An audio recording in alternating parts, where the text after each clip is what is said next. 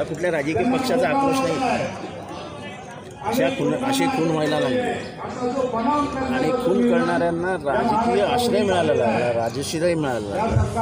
अरे चुकीचं आहे. पक्षविनिवेश बाजूला ठेवून लोक उतरतात, सत्ताधारी पक्षाचे आमदारही ओरडतात आणि हे सगळं होऊन सुद्धा त्या आरोपीला, मुख्य आरोपीला हॉस्पिटलमध्ये आणून ॲडमिट करून टाकलं, अख्खा ICU खाली करून टाकलं. कशाला अटक करण्याचं नाटक कशाला करा? त्याचा पहिला मोठा दुर्धर आजार झाला आहे त्याला, की तुम्हाला ICU मध्ये ठेवून अख्खा ICU खाली करावं असं वाटतं. असं काय आजार झाला आहे? घ्यावे ना. सिव्हिल सर्जनने एक पत्रकार परिषद घेऊन महाराष्ट्राला ज्ञात करावं की झालंय काय. वाल्मिक कराडला असा कुठला दुर्धर आजार झाला आहे की त्याला इथे आणून ठेवला आहे हॉस्पिटलमध्ये? का घेत नाही सिव्हिल सर्जन एखादी प्रेस कॉन्फरन्स आणि का स्पष्ट करत नाही की झालं काय? करणार नाही, कारण का सत्ताधारी पक्षच वाल्मिक कराडच्या मागे. या खुनाचा वापर आपल्या राजकीय फायद्यासाठी करण्याचा जो काही राजकीय थाट सत्ताधाऱ्यांनी रचला आहे, एखादा जीव जातो आणि ते त्याच्यातही राजकारण करतात. मराठा OBC ही लढाई ज्यांनी सुरू केली, सुरुवातीलाच माहेरगाव OBC बाहेर हे महाराष्ट्राच्या हिताचं सामाजिक व्यवस्था बिघडून असतात. व्यवस्था दोन समाज एकमेकांसमोर उभे करण्यासाठी झाले यशस्वी. पण एखाद्या आरोपीने एखाद्या जातीच्या आड लपून जात पुढे करणं हे मान्य नाही. मी सुद्धा कराडच्याच जातीचा आहे, पण कराडसारखी पैदास ही जातीला बदनाम करते असं माझं स्पष्ट आहे. मागच्या 3-4 वर्षामध्ये 40 IAS IPS ऑफिसर वंजारी समाजाचे होते. ते आमचं भूषण आहे. मी कराड हा आमचा चेहरा नाही आहे.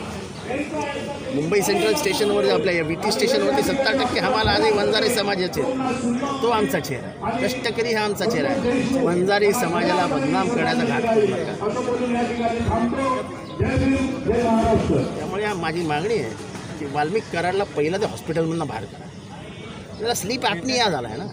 स्लीप ॲपनियासाठी कशासाठी हाय हॉस्पिटलमध्ये ॲडमिट करायचं? काय एवढं असतं स्लीप ॲपनियामध्ये? या देशातल्या 50% लोकांना स्लीप ॲपनिया आहे. सर हिंदी में जानना चाहेंगे, आज जसा पोलिसांवरती दबाव होता, तुम्ही महाराष्ट्र पोलिसांचा प्रश्न उपस्थित केलाय, नेमकं काय? आज जो प्रोटेस्ट हो रहा है संतोष देशमुख, नाही जसा बीडमध्ये पोलिसांवरती इतका राजकीय दबाव असतो की आता आमच्या इथे खून झाला, एक जमील नावाच्या पोराचा मर्डर झाला. त्याच्या कुटुंबियांमध्ये FIR मध्ये एक नाव दिलं. सगळे पुरावे असताना देखील त्याला आजपर्यंत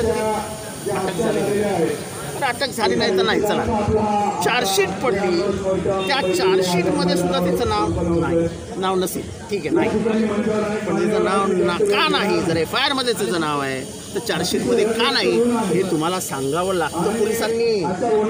पोलिसांनी चार्जशीटमध्ये द्यावं लागतं की आम्हाला या माणसाविरुद्ध कुठलाही पुरावा सापडलेला नाही. असा मोकळा कॉलम ठेवता येत नाही. अशाच हे जसे 2 लहान पोरं आहेत तशीच लहान पोरं आहेत ती. त्या जमीनला 2 लहान पोरी आहेत. आता त्यांनी कोणाकडे न्याय मागायचा? पोलीस उभा करत नाही. ज्या इन्स्पेक्टर चौकशी करत होता त्याची जास्तीत जास्त 8-10 तासात थेट धुळे नंदुरबार साईडला बदली करून टाकली. कोण करेल हिंमत कारवाई करायची? कोण करेल चौकशी? त्याच्यामुळे हे सगळे जे काही चालू आहे अतिशय महाराष्ट्राची सामाजिक व्यवस्था बिघडवणार आहे. अन्याय अनाचार करणाऱ्या माझ्या बाजूनी सत्ताधारी उभा राहतात, यंत्रणा उभी करत, हे अत्यंत ये नहीं सर हिंदी में जानना चाहेंगे, आज का जो प्रोटेस्ट है उसके बारे में क्या?